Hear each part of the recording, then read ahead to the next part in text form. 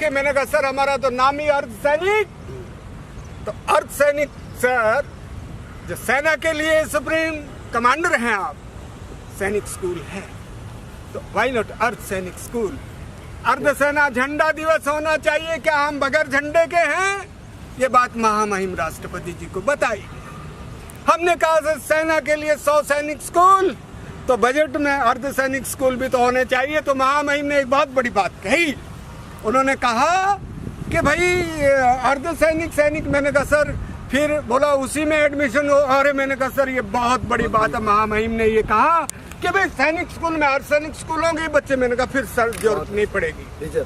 हमने SSC-GD का मुद्दा उठाया कि मैंने कहा सर संसद में बयान दिया माननीय गृह राज्य मंत्री ने कि भाई ये 55,000 वैकेंसी 1,10,000। तो मैंने महामहिम को ही कहा कि सर अगर 55,000 वेटिंग है, अगर उन युवाओं को अगर सरकार निमंत्रण देती है, उनको नियुक्ति देती है, तो हमारी सरहदें और अंदरूनी सुरक्षा ज़्यादा सुरक्षित होगी।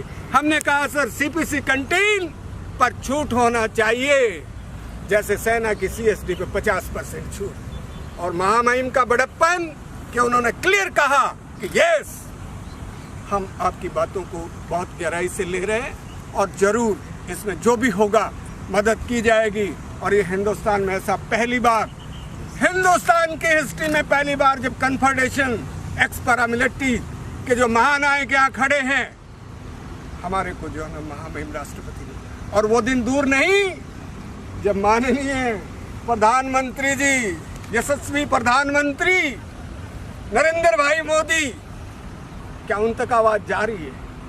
वो भी दिन आ रहा है जब हमको वो बुलाएंगे और सिकवे गिले होंगे। तो और लड़ाई हक की जारी है। बहुत बड़ी बात है, इच्छा शक्ति और जुनून ये लोग हैं। और हम जो है उत्तराखंड को और JNK की टीम को भी, इसमें 10 मेंबर होने थे साहब, कोविड की वजह से कम हो गए, नहीं तो हम केरला से लेके और जितने हमारे जो मेन है उनको भी बुलाते। तो सैल्यूट और सलाम विजय चौक से रायसीना हिल मेरे ठीक पीछे, और संसद जिसको हमने CRPF ने बचाया था, ये बात महामहिम को बताई गई कि सर संसद को तो हमने बचाया, फिर हमसे क्या भूल हुई कि जवानों की पेंशन बढ़। So we are looking forward, और जो है कर्म किए जा फल की आस मत कर। जय हिंद, जय पैरामिलिट्री पैरवे, सावधान रहने की जरूरत सूर्य ढलने को। Thank you so much.